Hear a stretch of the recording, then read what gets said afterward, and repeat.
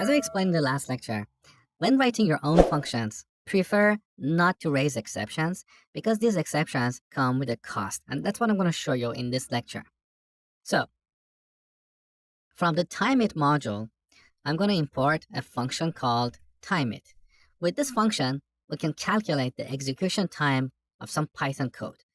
So, this is how it works. Imagine we want to calculate the execution time of this piece of code. We define a variable, let's call it code1, and set it to a string.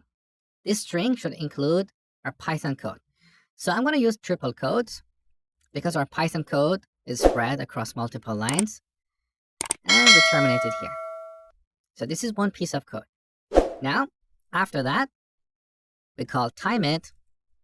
As the first argument, we pass our Python code. That is our code1 variable. Now here we have a keyword argument, number. We set this to the number of times we want to execute this piece of code. So let's set it to 10,000 so we can see the difference. Now this function returns the execution time of this piece of code after 10,000 repetitions. Now this function will execute our Python code 10,000 times. It will calculate the execution time and return it. So we can simply print it on a terminal. I would like to add a label as well. Let's say first code. Now, open up the terminal window. You can't run this using code runner. So type python app.py. You can see our program was executed 10,000 times, and we got 10,000 messages here, and here's the execution time. Now to clean this up, let's go back to our except clause.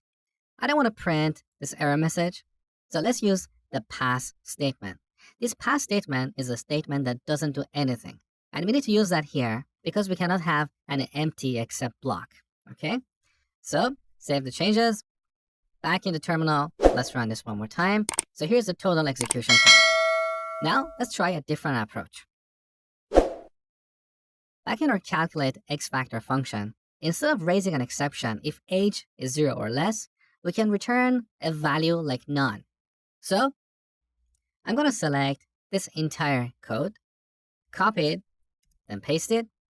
Let's change this variable's name to code2. In this implementation, instead of raising an exception, we want to return none. So none is an object that represents the absence of a value. In this new implementation, we don't need a try block, so we can simplify our code. Let's delete that, as well as the except clause and the pass statement. To simply get the x factor, we can store it in a variable. So instead of handling an exception, we can compare this x factor with none. So if x factor equals none, then let's just pass. So immediately you can see this code is simpler than the previous implementation. And as you will see in a second, this will be executed almost 4 times faster. Let me show you. So down the bottom, I'm going to duplicate this line, change the label to second code, and replace code1 with code2.